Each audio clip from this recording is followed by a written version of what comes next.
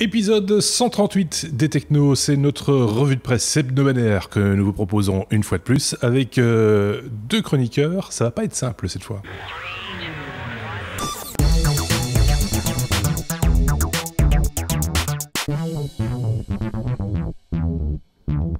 Ou alors beaucoup plus simple que d'habitude parce que je n'ai qu'un prénom à retenir, Sébastien, puisque c'est avec ce Sébastien, celui qui a maintenant fait pousser ses cheveux. C'est très étrange pour ceux qui ont la vidéo. C'est le Sébastien sans cheveux qui est venu affublé d'une perruque blonde. Mais non, ce sont mes implants. J'en avais marre d'entendre que j'étais le Sébastien sans cheveux, donc j'ai remédié à ça de manière radicale. Oui, mais la barbe n'est pas raccord. Je me disais bien que j'avais oublié un truc. Caramba.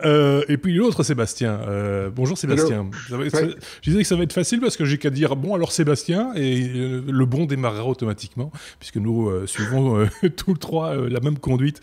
On a les mêmes thèmes sous les yeux. Les thèmes en l'occurrence ce sont les thèmes d'actualité technologique de la semaine qui ont été relevés par ces deux zigomars et dont nous allons parler durant un petit peu près une heure. Hein. On va essayer de rester dans le timing habituel. On commençait pas 45 minutes normalement le podcast. Au tout début c'était 45 minutes et puis je sais pas, on a dérivé à un moment ou à un autre. Le courrier revenu. Le courrier des auditeurs. Vous êtes plusieurs à nous laisser des messages de plus en plus nombreux. En général, on répond sur place quand ça appelle une réponse. C'est pas toujours le cas. C'est juste voilà, chaleureusement, amitié, amicale, merci. On a eu par contre quelques messages par rapport à l'épisode 137 la semaine passée de la part de William qui était très déçu par l'annonce de Commodore 64, on en a parlé, hein, le retour du Commodore 64 mais dans une version plus petite et un petit peu plus moderne avec 60 jeux fournis. Il trouve que ces jeux auraient pu être fournis justement sur disquette 5 pouces 1 quart ou encore sur cassette pour vraiment une expérience vieux con puisque c'est ainsi qu'avec Marc, l'autre Marc, nous avions appelé l'expérience en question, c'était l'expérience vieux con. Patrick nous a laissé un message également. Il a dit c'est décidé, la mascotte des Technos, ce sera le hamster écrasé. C'est vrai que c'est un petit peu le fil rouge de la semaine dernière, c'est qu'on avait trouvé que la couleur qui avait été choisie par Google pour ces nouveaux devices, la couleur orange ressemblait et en plus la forme ressemblait un petit peu à un hamster écrasé. Voilà. Ça nous avait fait beaucoup rire la semaine passée. On va peut-être passer à autre chose très rapidement. Et puis Stéphane, ou Stéphane, c'est comme vous voulez, nous a laissé également un message. Pardon, mais attention, le premier et le dernier Nexus étaient chers. Seuls les Nexus 4 et 5 étaient abordables. C'est moi qui avais dit que les Nexus, donc les flagships d'Android, donc de Google, au début, étaient relativement bon marché. C'est vrai que peut-être qu'il y a eu quelques exemplaires qui étaient un petit peu plus coûteux que d'autres. J'ai pas gardé l'historique de la liste des prix à disposition, mais si tu nous le dis, Steph, on te croit sur parole. Voilà le genre de message qu'on reçoit, c'est pas tout, hein. Il y en a encore d'autres, comme par exemple par rapport au hors-série un petit peu atypique que nous vous avons proposé cette semaine avec Sébastien, puisque on s'est demandé à un moment donné si on allait... oui, ça Sébastien, si, évidemment. On s'est demandé à un moment donné si on allait utiliser ce hors-série qui est un petit peu atypique, parce que pas très technologique, quoique, ce sont les dés de décision, on va appeler ça comme ça en français, hein, qui vous permettent de trouver une bonne excuse quand un client, vous êtes développeur et qu'un client vous demande si le travail est terminé, vous lancez les dés et les dés vous disent dis ceci et vous dit cela et voilà, donc c'était l'objet d'un hors-série. Et là aussi on a eu quelques commentaires. Burnout, un habitué du podcast qui se dit qu'on pourrait tout régler avec des coups de dés. Ceci étant dit, c'est que l'idée a percolé aussi dans d'autres sphères et qu'on peut retrouver des dés de décision ou d'excuses dans d'autres domaines également que la technologie. Et puis William, un autre habitué, a juste laissé totalement improbable. Et pourtant, c'est vrai, hein, c'est un projet Kickstarter qui a été financé, je pense, hein, finalement. Sébastien, tu as acheté, toi, les dés, hein, tu en as fait Oui, non, je ne les ai pas volés. C'est un projet Kickstarter qui a été financé en un temps record, en plus. C'était hallucinant. Donc voilà. Voilà, les trucs inutiles, c'est toujours indispensable. Oui, c'est tout à fait ça. Donc voilà. C'était pour faire un petit peu le tour des différents commentaires. Il y a eu des demandes également de hors-série, je tiens à le signaler. Ça va se mettre en boîte prochainement, n'ayez crainte, mais comme on a pris pas mal d'avance justement sur les hors-séries, ça reporte d'autant nos réponses quand il s'agit de parler de choses que vous voulez entendre. Enfin voilà, je vais essayer de parler français le restant de l'épisode, hein, quand même, on va essayer. Et on va commencer avec notre abécédaire, puisque finalement c'est Sébastien et Sébastien qui vont parler. Et on commence avec la lettre A. A comme AIM ou AIM, c'était une messagerie qui est une de celles qui ferme, Sébastien. Ouais, et juste avant, hein, je voudrais juste c'est celui-là. Si tu veux, tu peux appeler le pull noir ou le pull. Je sais pas, non, pour moi c'est facile, Sébastien, c'est bon. D'accord. et avant, donc, il nous manque dans l'équipe un Xavier et un Bruno. Donc, si vous avez un bon CV, envoyez-le. Oui. Et on sera bon. Idéalement, il faudrait que ce soit des femmes, parce que pour la parité, mais c'est juste. Et un Benoît. Voilà. Donc il nous en manque 3. Ça va pas être facile. Si en plus le Benoît pouvait faire de la photo, ce serait parfait. Donc avoir tout en double, quoi. C'est comme sur les avions. Voilà. À chaque fois, c'est en cheveux, tu vois. Comme ça, on sait les reconnaître. les versions affectives et sensibles. Ça pourrait être intéressant aussi, effectivement. Parce que là, du coup... donc, voilà, oui, donc AIM. Donc, feu AOL, hein, parce que AOL, ça a été racheté, c'est cuit. Comme Yahoo, il y a déjà un bail de temps. Et donc, AOL vient de décider finalement de supprimer le truc que plus personne n'utilise. Je veux dire qu'on a eu un moment de nostalgie il y a un petit mois avec pas mal d'amis en se disant tiens, il y a ICQ, ça fonctionne toujours. Et on s'est retrouvé à une dizaine de cons. Ouais, ça fonctionne. Et puis, on a fermé la fenêtre. Parce que plus personne n'utilise ce truc, hein, mais on avait encore envie d'entendre le son. AIM, c'est un peu pareil. Voilà, plus personne l'utilise, enfin plus personne, des milliers de personnes continuent à utiliser la bestiole, mais par rapport à tous les autres réseaux sociaux, il n'y a plus personne qui l'utilise. Et finalement, comme Feu Live Messenger, qui lui nous avait quitté en 2014, eh bien il vous reste jusqu'à fin de l'année, je pense que c'est début décembre, pour profiter d'AIM ou trouver une autre messagerie si vous utilisez ça. Alors ce qui était amusant, parce qu'effectivement, c'est juste le truc disparaît, on est des vieux cons, on a connu, quoi qu'AIM à l'époque, je trouve que c'était quand même assez pourri. C'est un point de vue, hein. Mais ICQ était bien plus sympathique et puis Messenger avait beaucoup plus de monde, beaucoup plus de filles à l'époque. Et non, on n'est pas d'accord ? Si, tout à fait. Mais voilà, ça n'a plus vraiment d'utilité aujourd'hui par rapport à tout ce qu'on a. Il n'y a plus aucun jeune sur le web ne peut dire qu'il connaît AIM. Et voilà, à un moment, il faut retirer la prise, quoi. Ouais. Par contre, il existe toujours des réseaux IRC, me semble-t-il. Oui. Undernet, etc. Ça existe toujours. J'ai plus été voir depuis très longtemps. J'ai plus. Fnet, Undernet, bien sûr, c'est des trucs qui existent toujours. C'est quand même assez assez underground, hein, et confidentiel. La plupart du temps, tu vas trouver des trucs un peu dark web plutôt qu'autre chose. Ce qui était amusant sur l'histoire d'AIM, des développeurs quinquas. Oui, ou des gens louches. Ah oui. Ou des développeurs quincalouches. Voilà. Aussi, ça peut arriver.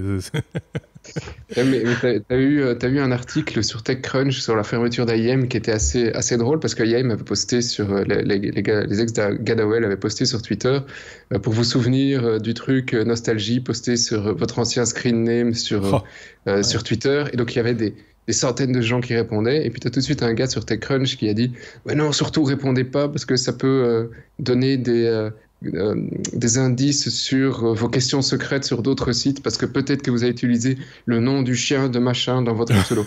C'était un article où ils se sont fait tous descendre, c'était assez amusant à regarder, et donc ça a créé toute une polémique sur est-ce qu'on peut avoir de la nostalgie et commencer à sortir son vieux pseudo, enfin voilà. Si c'est ça la sécurité, de ne pas donner son vieux logo d'AIM, je pense qu'on est mal barré. Ceci étant dit, c'est vrai qu'à l'époque on était peut-être un petit peu moins regardant sur ouais, mais t'as le même login et le mot de passe. Ça pouvait arriver, à mon avis, il y en a qui l'ont fait. Oui, parce que de toute façon à l'époque il y avait la netiquette que nous suivions tous. Enfin, il y avait plein de règles non écrites, ou des fois écrites ou mal écrites. Il est vraiment vieux. Oui, lui, il a perdu tous ses cheveux. Il est pas aussi vieux que moi, mais moi c'est pas des vrais cheveux. Donc. Non, mais c'est vrai qu'il y avait, c'était une époque où on était certainement moins regardant et qu'on utilisait des pseudos qui étaient enfin voilà, et je pense même qu'il doit y avoir des gens de l'époque qui utilisent en mot de passe leur pseudo de l'époque. Ça m'étonnerait pas, hein, je veux dire, c'est tellement ancré dans le cerveau, c'est brûlé dans les neurones que c'est clairement le genre de truc que tu vas pas oublier, quoi. Et alors, je vais encore aller un peu plus loin. Il y avait un autre article en même temps qui se poilait des mots de passe. Et les gens sont suffisamment cons. Et c'était une chaîne américaine qui avait fait un micro-trottoir et qui demandait simplement aux gens si leur mot de passe était suffisamment sécure. Et la plupart des gens répondaient oui. et après, est-ce que vous pouviez me le donner? Et les gens le donnaient. Oui, c'est ça. Oui, il y a moyen des fois de tourner les choses. Et si on fait, oui, c'est ça. Si tu poses la question aux gens, tu peux à peu près leur faire dire tout ce que tu veux. Dès que tu leur tends un micro, c'est fini, quoi. Bon, allez, on continue. Social engineering. Oui, c'est ça. La lettre A, toujours, mais comme anonymat, Sébastien, toujours le même. On va parler de Trump qui se voit refuser l'accès aux infos d'un site dissident. Ouais, c'est une info un peu underground. C'était un genre de forum qui avait 1,3 million de personnes qui ont papoté sur l'investiture de Trump. Donc on est quand même déjà un truc qui a un petit temps maintenant. Et le département de justice de Trump a demandé d'avoir les infos de tous les utilisateurs. Pourquoi? Parce qu'il y a eu quelques incidents au moment de l'investiture du président Donald Trump, et il voulait simplement pouvoir identifier ces personnes.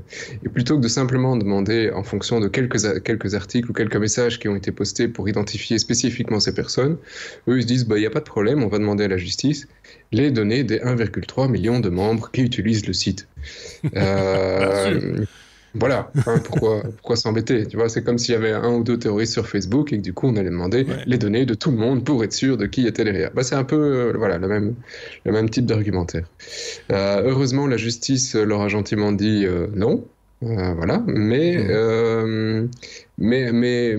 pas tout à fait non. Hein. Ils ont quand même donné les informations à l'administration Trump de tous ceux qui visitaient le site anonymement. Donc si tu n'étais pas enregistré et que tu as envoyé des mails ou posté des trucs, là tout ça a été balancé sans le moindre regret, etc. Donc voilà, faut pas croire que parce qu'on poste sur un truc aux États-Unis, un pays de liberté, nous ne serons pas traqués, même si c'est juste, voilà, tout sera retenu contre vous. Ceci étant dit, lors de manifestations physiques, pas via un site web, etc., il n'est pas rare que les gens soient photographiés, screenés, etc., également. Hein, donc ça fait aussi partie des mêmes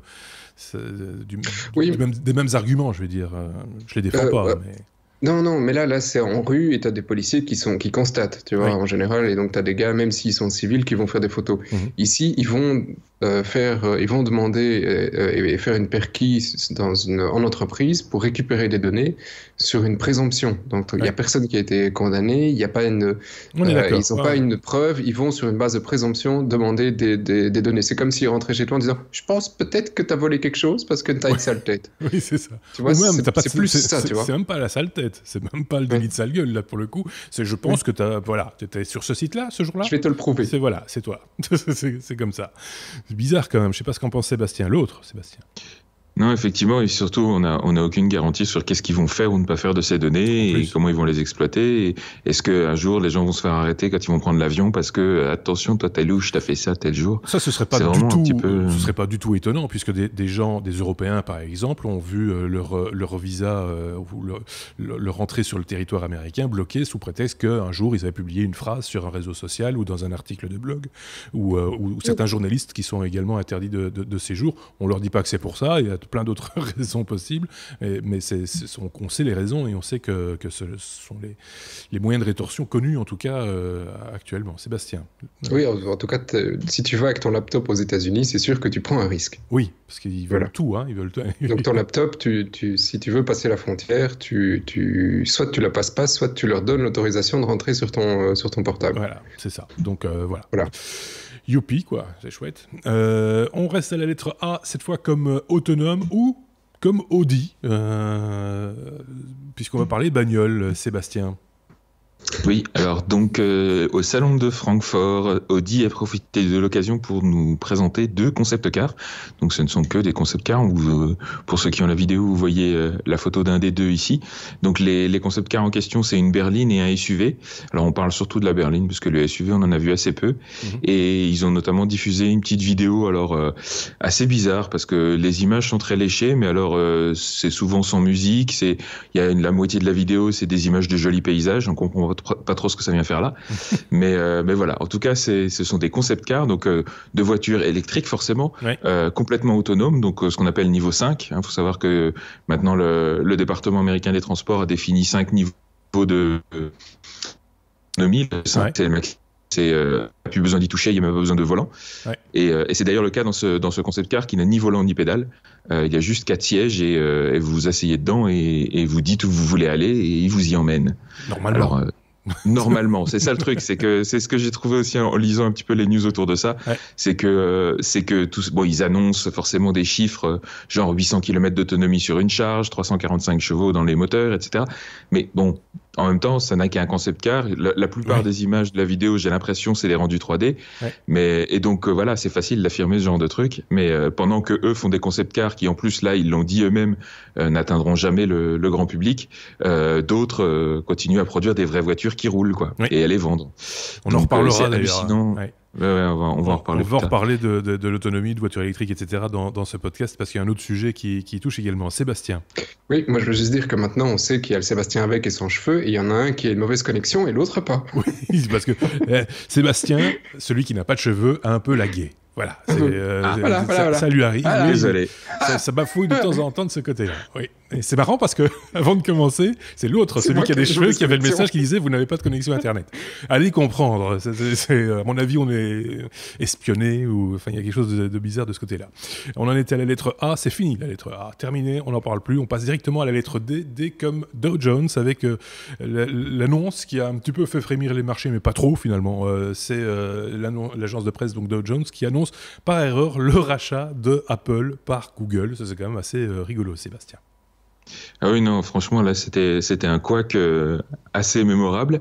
Donc, effectivement, mardi dernier, juste après l'ouverture des marchés à New York, l'agence Dow Jones, l'agence de presse Dow Jones, a annoncé le rachat d'Apple par Google pour la modique somme de 9 milliards de dollars. Il faut savoir quand même que la capitalisation boursière d'Apple aujourd'hui, c'est à peu près 800 milliards de dollars. Oui, c'est ça. Celle de Google de 700. Donc, effectivement, 9 milliards, c'était rien pour eux. Mais voilà, c'était un peu cocasse. Heureusement, la news était tellement énorme que on va dire les marchés n'en ont pas vraiment tenu compte.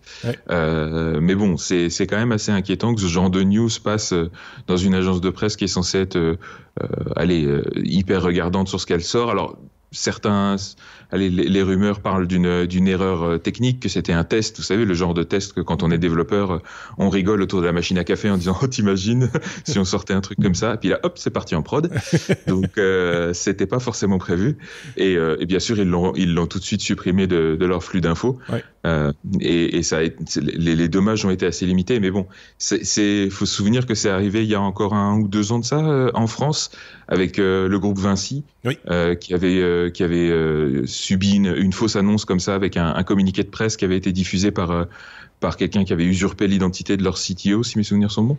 Et voilà, et ça s'était pas bien passé du tout. Il y avait une grosse chute sur les marchés. Et là, c'était malveillant. Au final, le titre avait...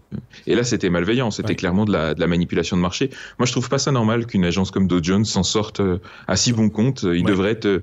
Même si c'est une erreur, il devrait être sanctionné assez gravement parce que ça peut avoir un impact assez... Ça aurait pu avoir un impact si la différence de prix par rapport, de rachat par rapport à la capitalisation avait été plus proche, entre guillemets. Ici, c'est un petit peu comme si Auto Hebdo te disait la Tesla, à partir de demain, va être vendue 300 €, quoi. Non, mais c'est ça.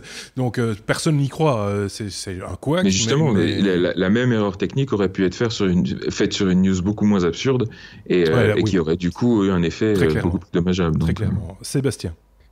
Oui, alors dans les erreurs, je ne sais pas si vous vous souvenez, en Belgique, on avait fait pas mal non plus, mais là c'était l'ULB, il y a 2-3 ans, qui avait envoyé à tous les étudiants un bande de cons Donc c'était pas, voilà, il n'y avait pas eu d'incidence, mais pour la réputation de l'ULB, qui est quand même une des plus grandes universités en Belgique, c'était pas mal non plus. Mais pour réagir sur la responsabilité du Dow Jones, c'est l'agence de presse, et si c'est comme le Nasdaq, pour avoir pas mal de contacts avec celle du Nasdaq, c'est une société qui est totalement autonome. Hein. Elle a le nom parce que c'est lié à, mais voilà, c'est pas la bourse en tant que telle.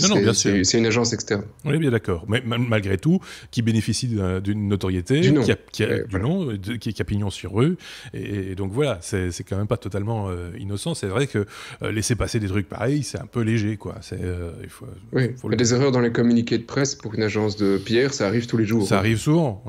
Tous les jours. Bon.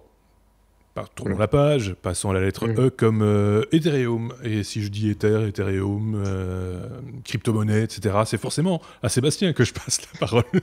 Salaud, c'est horrible. Sébastien, on va parler d'Ethereum. Mardi prochain, Ethereum passe à Byzantium. Mais là, il va falloir que tu nous écoutes, tu nous expliques. Et on va t'écouter. Voilà. Donc, Ethereum, pour un rappel, c'est une blockchain avec sa crypto-monnaie, un peu au même titre que Bitcoin.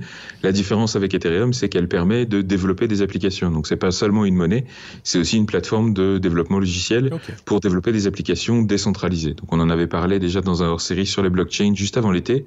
Et on a encore un nouveau hors-série justement sur Ethereum qui va venir. Qui arrive la semaine prochaine. Dans les semaines qui viennent. Voilà.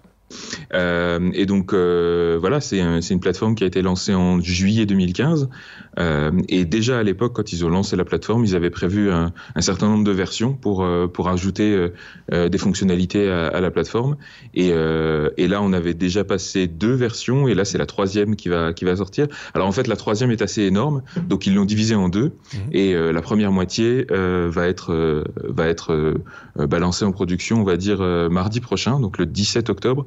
Sur le bloc 3 millions aidés, 4 370 000 si mes souvenirs sont bons.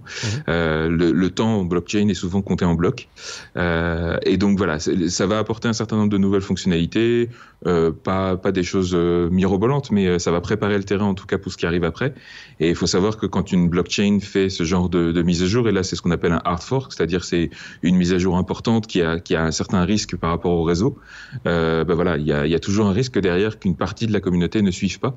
Donc ça va être un petit peu tendu, on va serrer les fesses pendant 2 jours pour voir si la communauté accroche. Mais normalement, voilà, vu ce qui est annoncé, il y aura pas des conflits énormes comme ce qui s'est passé avec Bitcoin l'été dernier, par exemple.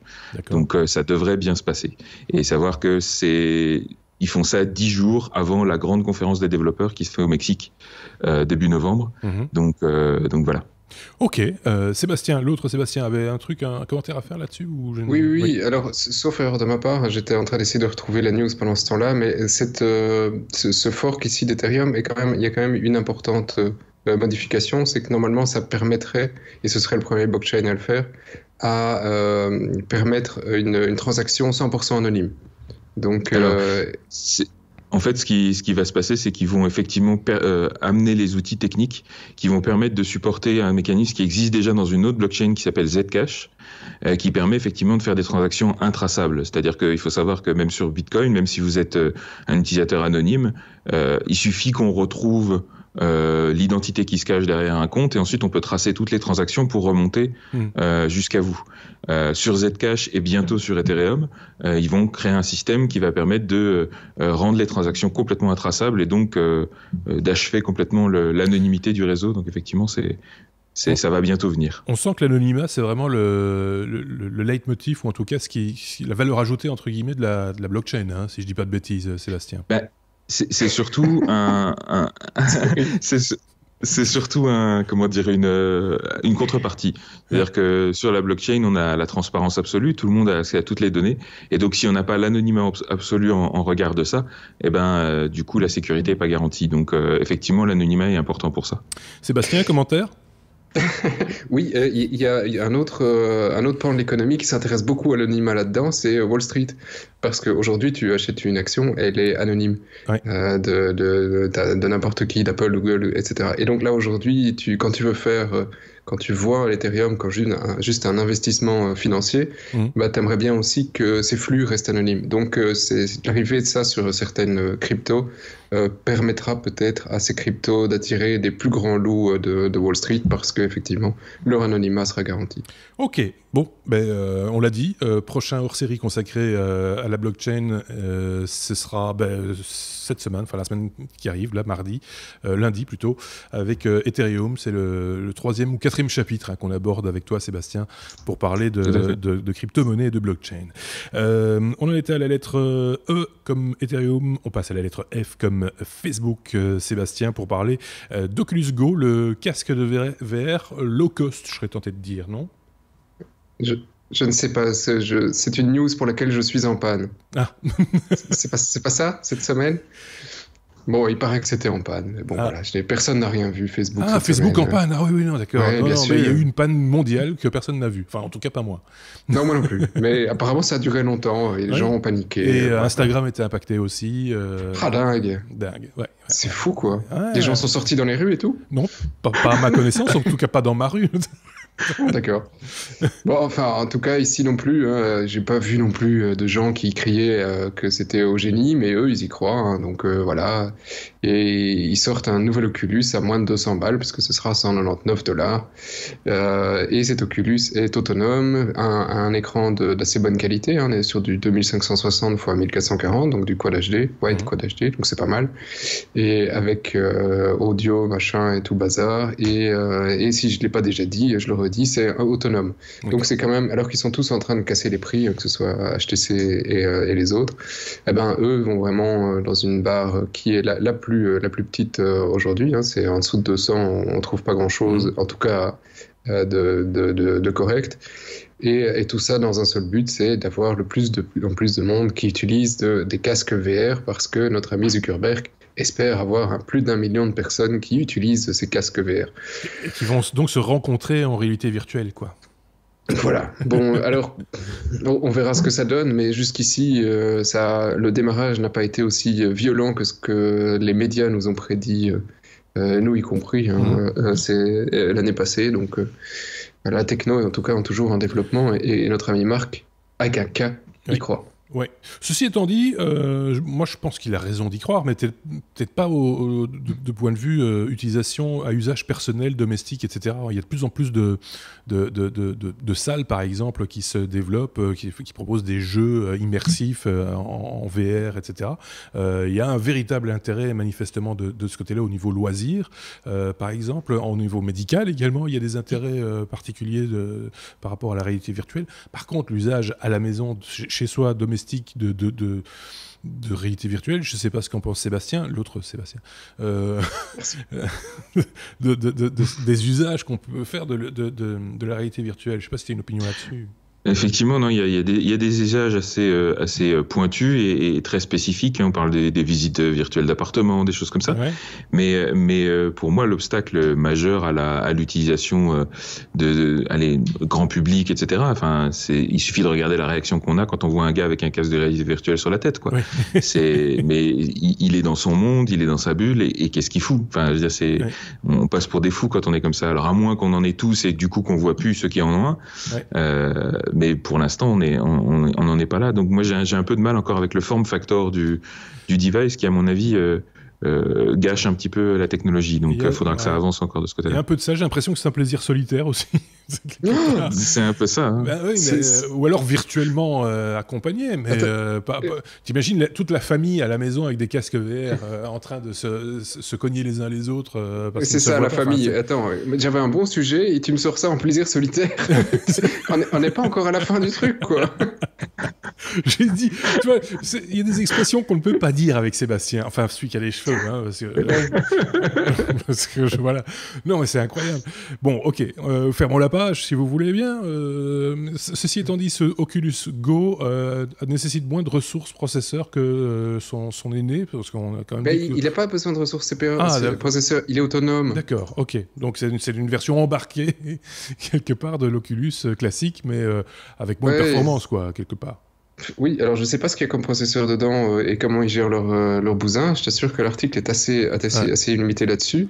Voilà, il y aura des développeurs kits en novembre et on ne sait pas encore trop pour la suite. Ou je t'avoue que j'ai pas trop creusé parce que pour le moment, je trouve que ça voilà. Et on devait en parler, mais voilà. Oui, bien sûr. C'est pas mort comme peut être la télévision en 3D, des choses comme ça, par exemple.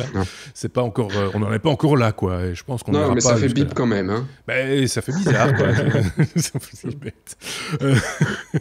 Bon, allez, on passe à la lettre GG comme GM. Pourquoi GM ? Parce que General Motors, c'est ça ? Je dis pas de bêtises. C'est exactement ça, oui. On va reparler de voitures, on va reparler de Tesla et on va reparler de cette fameuse, ce niveau 5 en termes d'autonomie, c'est ça, hein ?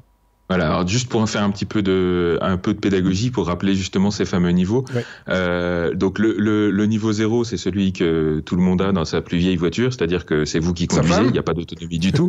C'est ça. Pas moi qui a dit. C'est Sébastien qui l'a dit. Oui, c'est ça, voilà. C'est Sébastien. Ensuite, le niveau 1, c'est par exemple le cruise control, hein, donc c'est juste un seul des éléments entre l'accélération et la direction qui est géré par un système automatique.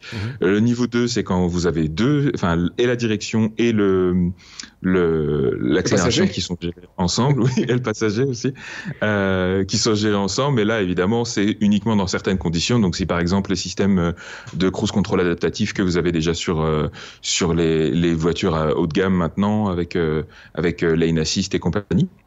Le niveau 3, là, on commence à basculer tout doucement dans l'autonome, mais avec quand même de temps en temps une reprise en main par le conducteur. C'est une aide à la conduite à ce niveau-là. Hein, c'est une aide à la conduite, mais déjà très avancée. Ouais. C'est-à-dire qu'il y a des circonstances dans lesquelles on peut complètement tout lâcher et la voiture se débrouille. Okay. Niveau 4, c'est pareil, sauf que là, ça se limite. Il y a certains contextes un peu extrêmes, genre conditions météo un peu bizarres, chemin de terre, etc., où là, il faut quand même reprendre la main. Donc, il faut quand même un volant. Et le niveau 5, c'est autonomie complète. La voiture est capable de se rouler toute seule dans tous les contextes, sous toutes les météos, dans tous les contextes. Elle n'a pas besoin de nous, elle peut aller faire les courses à notre place. Voilà. Et donc, on peut enlever complètement le volant, les pédales, tout ça. On n'a pas besoin de ce machin-là, ça gêne. Voilà, exactement. Ça prend de la place, etc. C'est pas bien. Et donc, ce qui s'est passé cette semaine, c'est que donc un monsieur qui s'appelle Scott Milner, qui est le directeur intégration véhicule autonome chez General Motors, donc quand même gros constructeur historique américain, qui a déclaré à la presse australienne qu'il trouvait que Elon Musk était, je le cite, full of crap, c'est-à-dire c'est pas des termes très élogieux, hein, on va dire ça comme ça. Pas très poli. Et il lui reprochait notamment d'annoncer déjà qu'avec le matériel actuel disponible sur les Tesla, il serait capable d'atteindre l'autonomie niveau 5, c'est-à-dire l'autonomie totale, alors que sur les Tesla qui sont en vente aujourd'hui, il y a des caméras, il y a des radars, mais il n'y a aucun lidar, c'est-à-dire le radar laser, l'espèce de petite boule caméra laser qui tourne sur le toit des véhicules Google qu'on a déjà pu voir. Ici, il n'y en a pas dans les Tesla et Elon Musk n'y croit pas. Alors pour plusieurs raisons, hein, c'est un matériel qui coûte déjà très cher. Accessoirement, c'est aussi une protubérance sur la voiture qui gâche un petit peu l'aérodynamique, ce qui est particulièrement important pour un véhicule tout électrique. Et lui prétend qu'on peut arriver à obtenir le même niveau de données avec des radars un peu améliorés. Et donc voilà, ça donne un petit peu des clashs par presse interposée, et on verra au final qui aura raison. Mais en tout cas, pour l'instant, Elon Musk est fidèle à sa promesse que dans 2-3 ans, les Tesla Model S et Model X actuels devraient être complètement autonomes. Et après la lettre G, on passe à la lettre I comme intelligence artificielle. Et c'est à Sébastien que je vais passer la parole pour parler de l'intelligence artificielle au service d'un site un petit peu inattendu. On peut le dire ça, Sébastien. Voilà, et tu ne te mouilles jamais trop. Hein, non, jamais. Voilà. Mais par contre, si tu vas sur le site... tu verras qu'effectivement... c'est possible, hein, tu vois, c'est possible. Il se mouille. Oui, en général. Tu vois, sinon, c'est une mauvaise vidéo.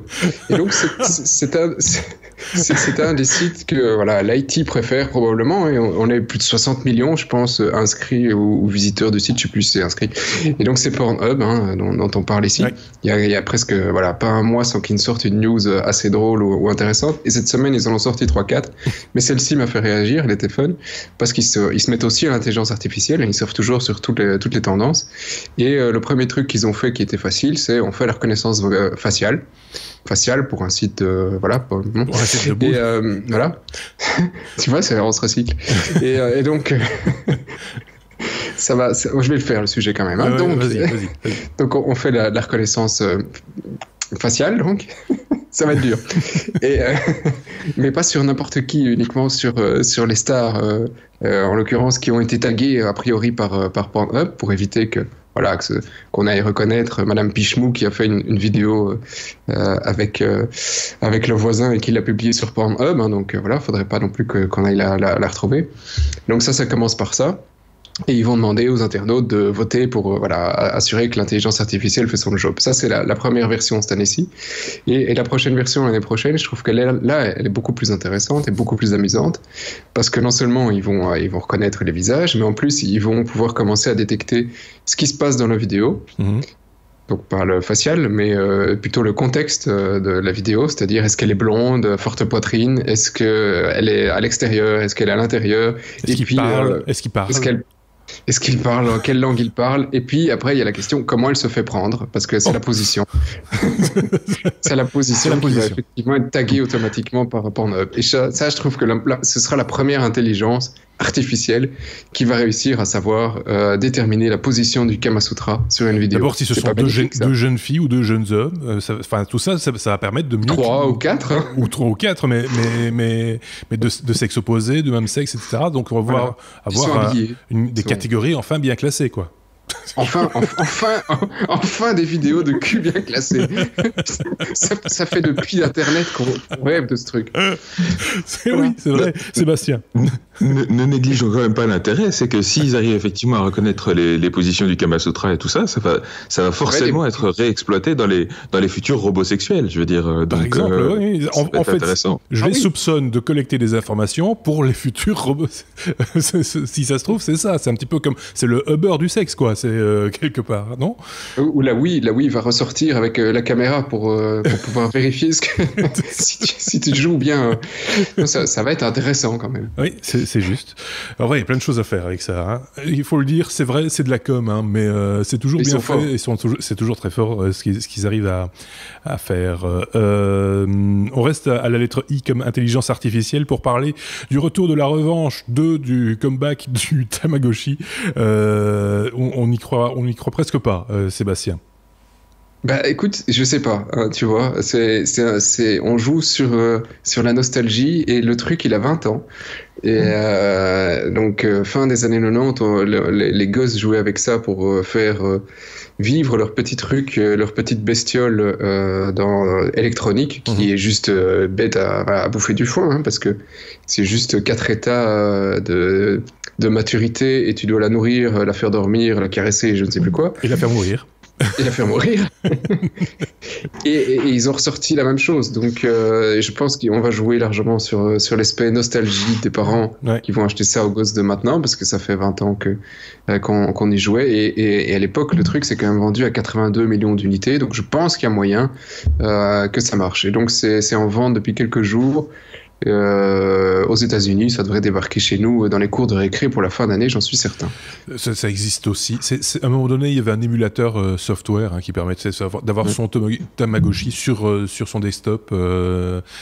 C'était la folie à l'époque. C'était la folie parce qu'en plus, ça pouvait peut-être apprendre à certaines générations à prendre soin d'un être entre guillemets virtuel, hein, quand même.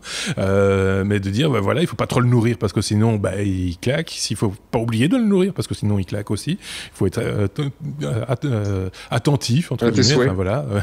Voilà. $15. Donc mais c'est voilà, parce que sinon effectivement quand il était mort, c'est-à-dire qu'il n'y avait pas moyen de le resetter, de le remettre vivant, quoi. Donc c'est plus pratique qu'un hamster, hein, parce que voilà, on parlait du hamster dans le numéro précédent. Un jour j'étais dans une animalerie, je me suis ramassé 2 hamsters. Pour la petite histoire, n'achetez jamais 2 hamsters. Non. Le vendeur nous a dit prenez 2 hamsters parce que comme ça ils se tiennent compagnie. Oui. Et quand on prenait 2 hamsters, après une semaine on a acheté 2 cages. parce qu'ils s'entretuaient, il y avait du sang partout. Donc les gosses n'étaient pas très contents de voir ça, donc ne prenez pas les hamsters. Donc le Tamagotchi, au moins après 15 jours, t'en as marre, tu le jettes. Le hamster, ça vit 2 ans. 2 ans. Mais on peut les écraser, on en avait parlé la semaine passée. 2 ans de lutte fratricide dans la cage d'hamster. Ce qui serait bien, c'est que les Tamagotchi puissent être achetés par 2 et qu'ils s'occupent l'un de l'autre. Comme ça, on n'a rien à faire, par exemple. Ça, mais au moins, ça pue pas, tu vois. Et ça pue pas. Et ça ne fait rien de sale ou quoi que ce soit. Et hamster, c'est con. Ça vit la nuit. C'est con, tu vois. Il va nous faire un chapitre hamster. Il n'était pas là la semaine passée, il le regrette, et là, il nous fait un chapitre hamster. C'est notre mascotte, hein, le hamster. Maintenant, c'est définitif. On est d'accord. On est passé à la lettre P sans que vous vous en aperceviez. P comme parking. Sébastien, on parle d'une application belge qui va peut-être nous faciliter le stationnement en ville. Voilà, donc c'est une application Android et iOS qui va vous permettre de localiser les zones de parking et notamment de faire la différence entre les parkings gratuits, les parkings payants et les parkings à disque. L'objectif global de l'application étant de développer une communauté pour faciliter et notamment faire économiser de l'argent sur le parking. Problématique importante s'il en est dans des villes comme Bruxelles ou Anvers, puisque pour l'instant l'application n'est disponible que sur ces 2 villes. Donc effectivement, leur gros point de vente, on va dire, c'est le fait qu'ils ont une grosse communauté qui peut être très intéressante, notamment pour avertir les autres utilisateurs quand il y a les contractuels qui passent avec leur petite machine magique. Ouais. Donc effectivement, là, le but, c'est de refaire ce qu'a fait Coyote en son temps sur les radars, mais de le faire ici pour les parkings. Alors, l'article qu'on a lié parle de 5000 membres sur le site. C'est un peu comme les manifestations, il y a les chiffres selon la police et selon les organisateurs. Oui. Ici, l'article parle de 5000 membres. Eux, sur leur site, parlent de 40 000 membres. Ah oui, quand même. Donc, il y a quand même une sacrée différence. On ne sait pas exactement. Mais bon, toujours est-il que l'application a l'air intéressante. Alors, j'ai testé rapidement. Malheureusement, c'est pas supporté à Louvain-la-Neuve. Ça n'est que à Bruxelles et Anvers pour l'instant. Bientôt à Namur, Charleroi et Liège, normalement. Mais il y a des intentions aussi à l'international, j'ai entendu. Ils ont quelques villes dans le collimateur à l'étranger, par rapport à la Belgique, évidemment.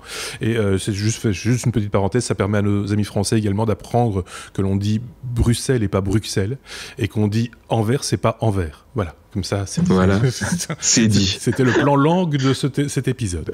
C'est pas des pervenches qui mettent les PV je sais pas. Ça, c'est dans ce sens-là, on n'a pas encore. Je crois qu'en France, notamment et notamment à Paris, maintenant ils ont complètement privatisé ce truc-là. Pour la petite histoire, une fois j'étais dans le bus à Bruxelles et j'écoutais la conversation de 2 contractuels privés comme ça à côté de moi qui allaient ouvertes. Fait qu'ils avaient des quotas et qui devaient tenir vraiment. C'est ce qui est fou, c'est j'ai lagué. Oui, t'as lagué. On a eu une syllabe sur 8 et on comprenait quand même ce que tu disais. Comme quoi, il y a 7 syllabes sur 8 que je dis qui servent à rien. Donc voilà, et donc là, on vient de vous expliquer la compression. On va faire un podcast en 2 minutes. Ça va être très synthétique. Mais le hamster, il faut le garder entier parce que sinon, ça ne va pas aller. Non, mais enfin, de nouveau, voilà. Mais là aussi, ça pouvait être résumé, ce que tu viens de dire. ce type d'application, ça s'appelle CPark. Hein, je ne sais pas si on l'a dit. Oui, c'est ça. Il faut voir combien de temps ça va durer. Si c'est pas plus, voilà, ça ressemble un peu à une farce. J'ai l'impression, non Non, l'application a l'air assez avancée en termes de fonctionnalités, et en plus, ils ont un modèle économique, c'est-à-dire que, en tout cas expérimental, ils essayent de vendre de la pub locale, c'est-à-dire que ils vendent ça auprès des commerçants en disant bah voilà, quand les gens cherchent une place de parking autour de vous, autant leur diffuser la pub pour votre petit magasin. Donc ils ont un modèle économique. Après, moi je trouve l'interface utilisateur qui est pas terrible. C'est encore une fois une de ces applications qui essaye de faire et de l'iOS et de l'Android, mais avec une application web mobile un petit peu bâclée. Donc je suis pas convaincu de l'interface utilisateur pour l'instant. Mais bon, au niveau c'est pas le plus important. Le plus important là, c'est clairement la communauté. Et donc si c'est là-dessus qu'ils insistent. Il existe également, il faut le dire, des applications qui existent. J'ai vu ça dans certaines localités en Belgique, peut-être en France aussi, mais là sont les collectivités qui investissent dans des espèces de petites sondes ou des pastilles, ou je sais pas comment on peut appeler ça, le long des trottoirs, et qui permettent d'informer les usagers des endroits où il y a de la place pour se garer, et qui permettent aussi de lancer des alertes sur un smartphone, donc sur la même application, pour dire aux gens, vous devez bouger votre voiture maintenant parce que voilà, c'est le stationnement, c'était une demi-heure, 3/4 d'heure ou voilà. Et ça, c'est plutôt intelligent aussi, quoi. Il y a cette fonctionnalité-là aussi dans l'application. Donc, en plus de vous permettre d'identifier les zones et de vous prévenir quand il y a des contractuels qui passent, il vous prévient aussi quand vous êtes garé dans une zone avec un disque, par exemple, quand vous arrivez à expiration de la durée de stationnement. Donc, D'accord, ok. Bon, ben voilà, ça c'est un des grands enjeux de notre époque, c'est le stationnement, l'immobilité, quoi. C'est parce qu'on parle beaucoup de mobilité, là c'est de l'immobilité en l'occurrence. Oui. C'est un problème surtout belge, pour le moment, la mobilité. On va dire. Mais même bruxellois, j'ai envie de dire. Et puis c'est un problème qui va plus durer longtemps, puisque justement, rapport à la news qu'on avait évoquée avant, quand on sera au niveau 5, il n'y aura plus besoin de place de parking. Ben voilà. Exactement. Et puis quoi, Seb? Et puis, mais alors il faudra attendre dans 2 sujets, on pourra. Il y a des bonnes nouvelles aussi pour le niveau 5. D'accord. Un peu de teasing. Il est compliqué cet épisode avec Sébastien.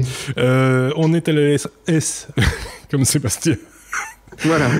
Mais aussi comme sécurité. On va parler de sécurité puisque il y a cette histoire de Kaspersky. On avait déjà parlé de Kaspersky qui nous fait le coup de la double infiltration. Et ça, quand c'est libellé comme ça, en général, c'est que c'est Sébastien.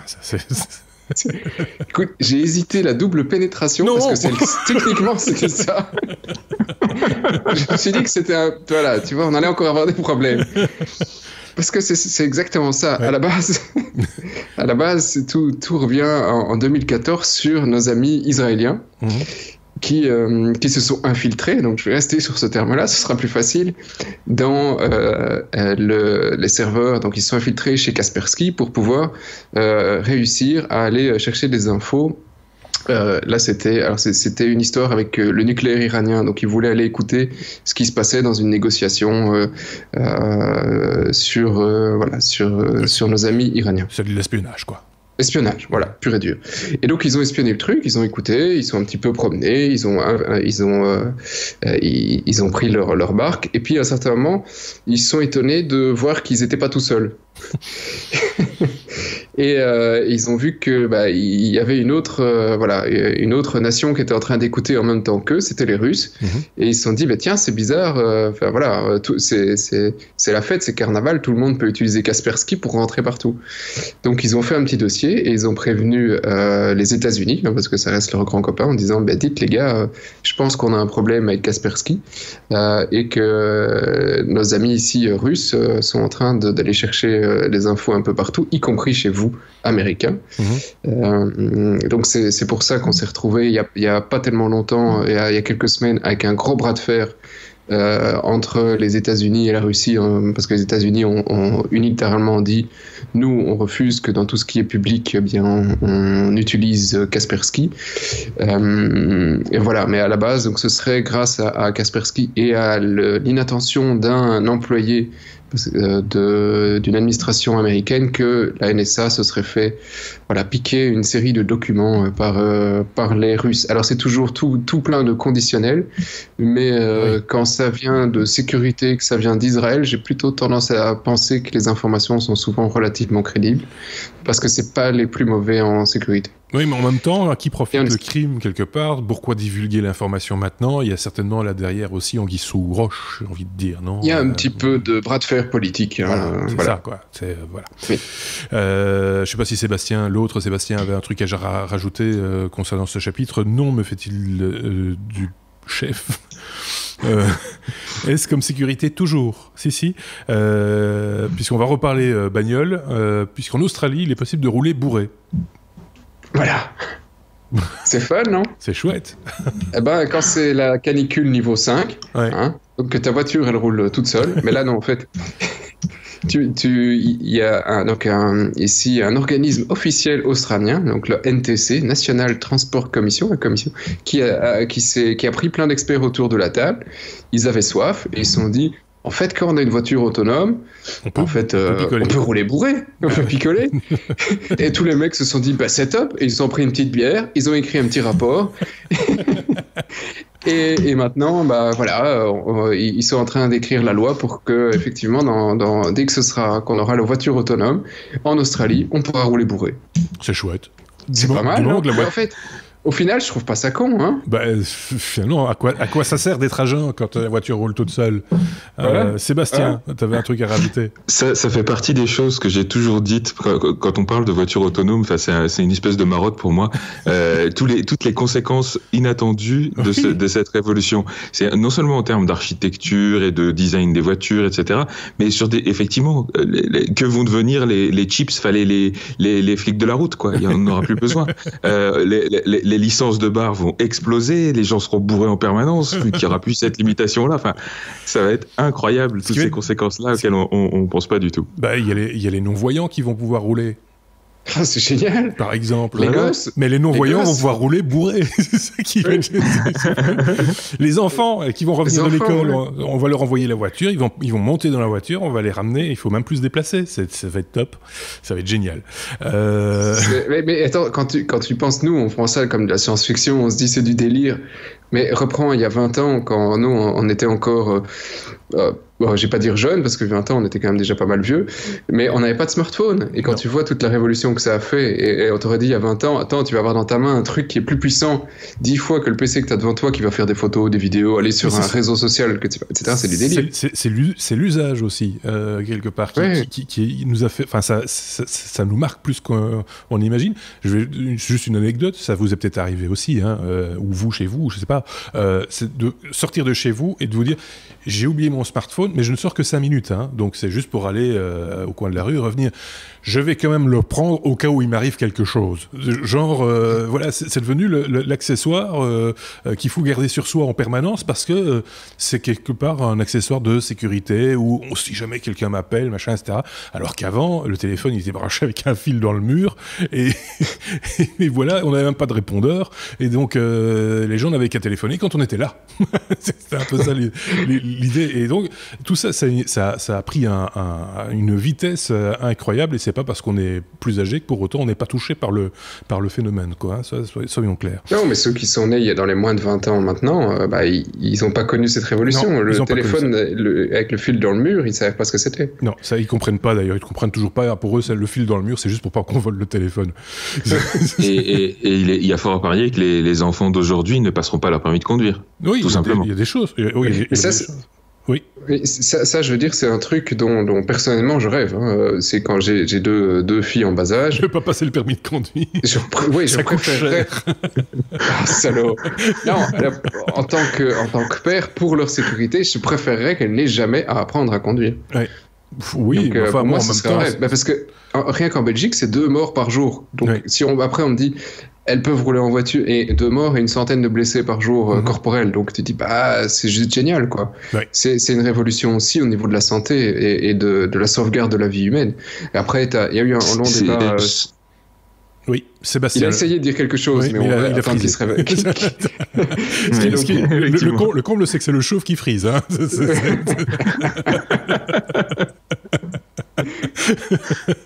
Tu voulais nous dire quoi? J'allais juste te dire qu'effectivement, c'est le seul moyen, à mon avis, avec lequel on arrivera à descendre en dessous des seuils de mortalité sur la route qu'on a aujourd'hui. Il y a des politiques qui essayent de nous faire croire qu'en rajoutant des radars et tout, le but c'est de faire baisser le nombre de morts. À un moment donné, niveau statistique, c'est juste plus possible. Le seul moyen, ce sera les voitures autonomes. Oui.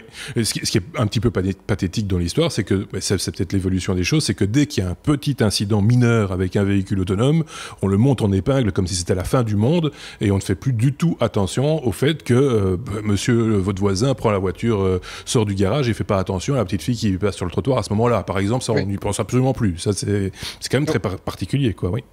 Et ce qui est très dommage, c'est qu'on ne fait pas de relation. Alors, je n'ai plus le lien, malheureusement, mais cherchez un peu sur Google, ça doit se retrouver, sur le nombre d'accidents corporels par milliers de kilomètres. Et donc, on peut le voir par marque. Il y a des statistiques qui ont été faites, je pense que c'était au niveau européen. Et vous voyez les Tesla, par rapport à une Mini ou un truc comme ça, c'est juste hallucinant. La Tesla, parce qu'elle a déjà toute une série d'aides, d'assistance à la conduite, mais je pense que c'est plus d'une centaine de milliers de kilomètres avant d'avoir une victime avec un accident corporel. Bon, là, je pense qu'aussi au niveau statistique, il doit y avoir quelques biais sur le fait que le possesseur de Tesla est peut-être plus attentif à sa conduite des choses comme ça. Non, absolument pas. Tu vois, de même que tu penses qu'un conducteur de BM va être dans le top, c'est pas du tout le cas non plus. Ah non, donc, un conducteur de de BM, non. Non, dans le top des blessés. Bon, on peut passer à la suite peut-être. Oui. On en était à la lettre S comme sécurité, tournons la page et passons à la lettre S comme Sébastien, mais également comme smartphone. Et là, je sens que c'est un petit peu le coup de gueule de Sébastien. Oui. Concernant les nouveaux GSM, en gros, on a parlé du nouveau LG, on a parlé du nouveau Pixel la semaine passée, des nouveaux iPhone, etc. Qui s'intéresse encore à ces nouveautés, entre guillemets, je mets nouveautés entre parenthèses même, hein, oui. Bah c'est mon coup de gueule, donc il n'y a pas de source, il n'y a pas d'image, il n'y a rien, non. C'est un sujet live. Et en préparant le sujet, enfin les sujets ici pour le podcast, j'ai revu quelques news par-ci par-là sur des nouveaux téléphones LG, effectivement sur les nouveaux Pixels, sur les trucs. Par rapport au nombre de news qu'il y avait, j'ai l'impression que maintenant, même la presse s'en fout complètement. C'est devenu, un simple, on a sorti une nouvelle version, on n'en fait plus les gros titres. Il y a eu un petit peu de buzz autour de l'iPhone, mais on est à un mois de la sortie, on n'en entend presque plus parler.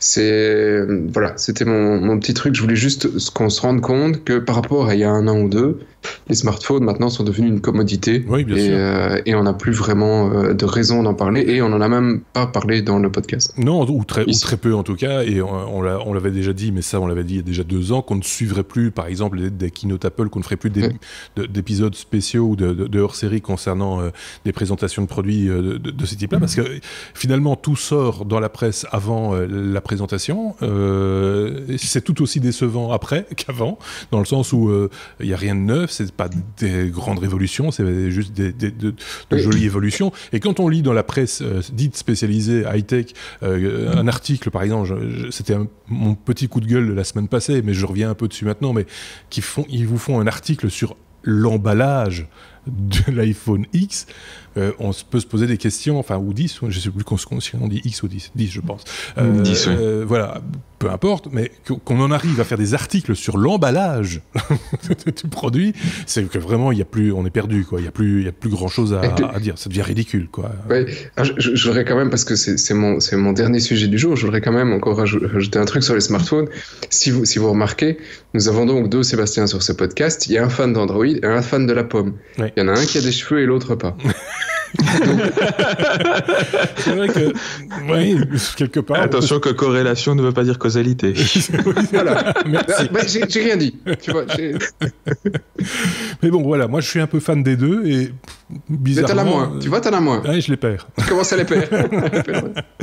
Ok, on passe à la lettre S. Merci pour ce petit coup de gueule, Sébastien. Voilà. S comme SpaceX. C'est Sébastien qui va nous parler encore d'Elon Musk. J'ai envie, c'est vous, est-ce que ce monsieur est présent dans ce podcast, mais c'est comme ça, que voulez-vous.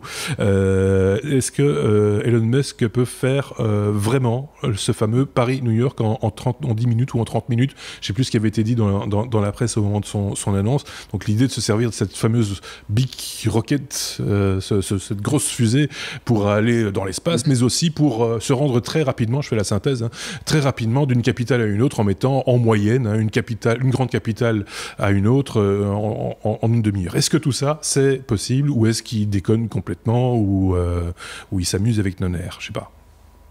Voilà, donc effectivement, c'est encore une news sur Elon Musk, mais je pense que c'était intéressant, vu qu'on a pas mal traité le monsieur dans les épisodes précédents, de contrebalancer un petit peu certains de ses discours. Donc effectivement, à la conférence internationale d'astronautique, il avait annoncé ses nouveaux plans pour sa Big Fucking Rocket, pour aller sur Mars. Et un des gros problèmes qu'il avait avec son plan original, c'était le financement. Et donc l'objectif ici, c'était de se dire, plutôt que de faire une fusée qui ne va que sur Mars, je pourrais faire une fusée qui va sur Mars et sur la Lune, et pourquoi pas aussi sur la Terre. Voilà. Donc il fait des voyages hyper rapides d'une grande ville à une autre, et il annonçait des temps records en dessous d'1 heure vers n'importe quelle ville dans le monde, avec voilà. Et en plus il avait annoncé ça en fin de conférence, sans donner vraiment de détails sur le comment, et sans donner de détails sur le prix non plus. Il y avait quand même un petit détail, c'était que c'est partait d'une plateforme marine vers une autre plateforme marine. Hein. C'est ça. Alors du coup, l'article qu'on a référencé pose très justement la question. Je cherche où on va mettre une plateforme marine à distance raisonnable de Paris. Par exemple, oui. Sur la Seine. Par exemple. Voilà. Et sachant que c'est une fusée, ça fait un peu du boucan quand ça décolle. Oui. Donc, il faut être à minimum 50 km de toute zone habitée. Elle est très grosse, la fusée. Hein. Elle est très grosse en plus. Donc, voilà. Et au-delà de ça, évidemment, l'essentiel de l'article revient fait quelques petits calculs de physique élémentaire pour nous rappeler que si on veut faire Paris-New York en 30 minutes, il faut quand même se manger 2 jets pendant 30 minutes non-stop. C'est pas à la portée de Madame Michu. Non, mais Madame Michu peut faire des économies de Botox. Ah oui, là, c'est sûr que elle va revenir, ça va lui faire tout bizarre. Non, donc voilà, c'est encore une annonce pour moi qui, faut pas oublier que souvent Elon Musk utilise ces plateformes-là ces conférences-là pour faire des annonces un petit peu, on va dire science-fictionnesques et pour susciter un petit peu de curiosité, notamment de la part des investisseurs, puisqu'il en a besoin pour faire avancer son schmilblick. Mais donc voilà, c'était une annonce un petit peu rapide qui est très vite démontée avec un petit peu de physique élémentaire. Mais bon, l'article est intéressant à lire, ne serait-ce que pour toutes ces petits couacs qui ont été notés dans le discours. Tous les liens, toutes les sources de cette revue de presse que nous vous proposons chaque semaine se trouvent dans l'article lié à cette vidéo ou à ce son en podcast sur lestechno.be. C'est comme ça, chaque semaine, vous pouvez sourcer les informations qui ont été utilisées ici. C'est vrai que cette fusée, j'ai pas pu la comparer avec ce qui a de connu comme fusée, comme par exemple la fameuse Saturne V qui était l'objet, je pense, le plus bruyant que l'homme ait fabriqué.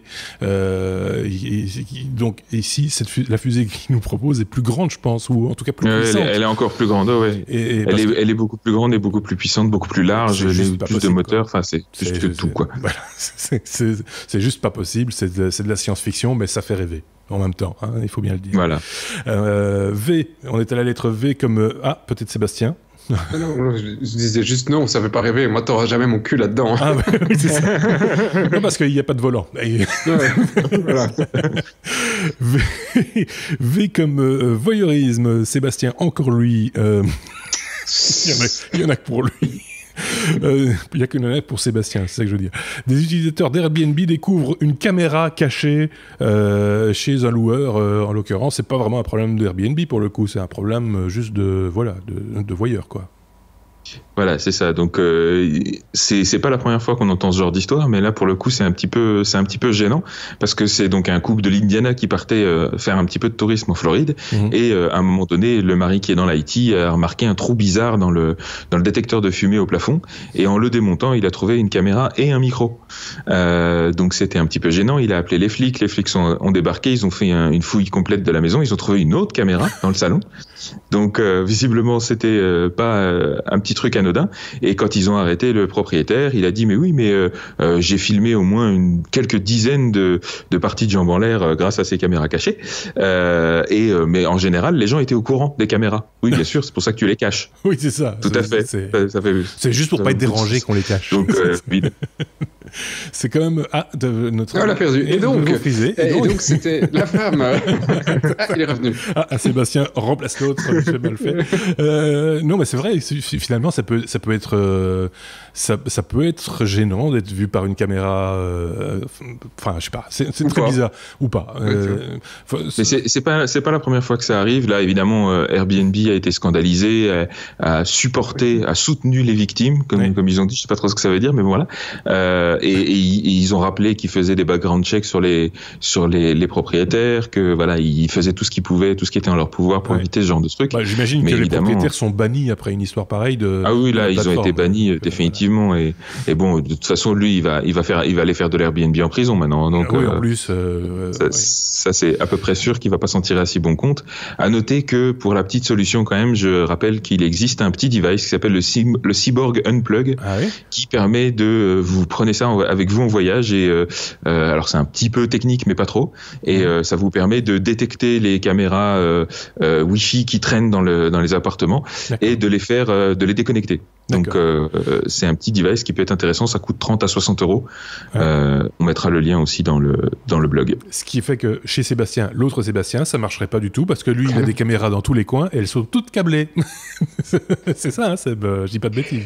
Quasi toutes câblées, oui. Donc on sait pas les repérer. Donc tu peux y aller. Ouais, on peut pas remonter, on peut pas récupérer les images, on peut rien faire quoi. Il y a que lui qui peut les regarder. C'est rigolo. Bon, en même temps, il se connaît. Hein, donc, c'était pour voyeurisme. On passe à la lettre W. Oui, parce que c'est déjà la fin de cet épisode 138.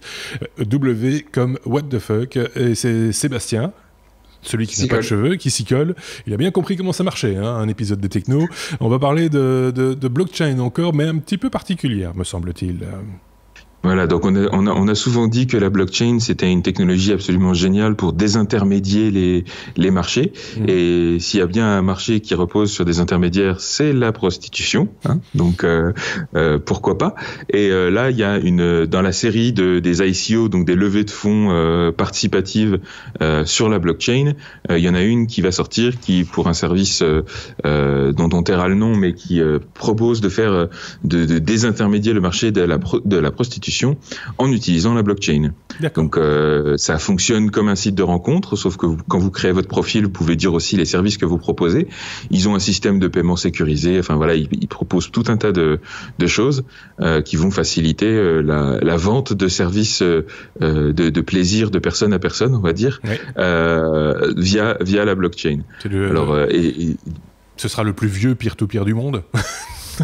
C'est un peu ça. Et après, voilà, c'est comme je dis toujours, je me faisais la même réflexion tout à l'heure avec l'intelligence artificielle pour la détection faciale sur Pornhub. Les toutes nouvelles technologies, quelles qu'elles soient, elles commencent à être utilisées pour des utilisations comme ça. Il faut se souvenir que parmi les premières utilisations de la presse imprimée, il y avait des lettres libertines. Et ben voilà, là on est nouveau dans la même chose avec la blockchain. Et ici en plus, voilà, ils surfent sur la vague des ICO pour essayer de lever un petit peu de l'argent. Donc bon. C'était oui. Je disais, pour finir, j'allais juste dire qu'on espère juste que les utilisateurs ne se sentiront pas bloqués quand ils seront enchaînés. Voilà. On va dire ça comme ça. Sébastien a levé son index droit. Mon index gauche, mais tu sais inversé. Oui, c'est juste. Voilà. Et pourtant, c'est toi le professionnel. La honte. C'était pour dire quoi? Non, c'était pas juste pour te mettre la honte. Oui, c'était juste pour dire qu'effectivement, attention, hein, c'est pas le premier coin adulte. Il y avait aussi le sex coin qui lui date de 2013. Donc tu vois, ça fait 4 ans.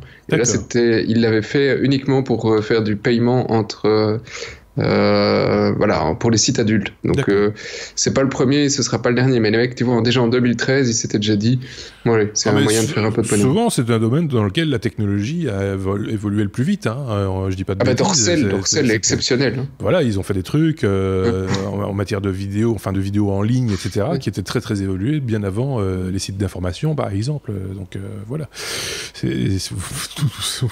on finit par dire n'importe quoi. Et c'est eux qui ont choisi la VHS. Hein. Oui, c'est vrai. Voilà. Mais c'est moi qui l'ai mis dans l'appareil. Pour conclure ce 138e épisode, on devient de plus en plus dingue dans ce podcast, j'ai l'impression.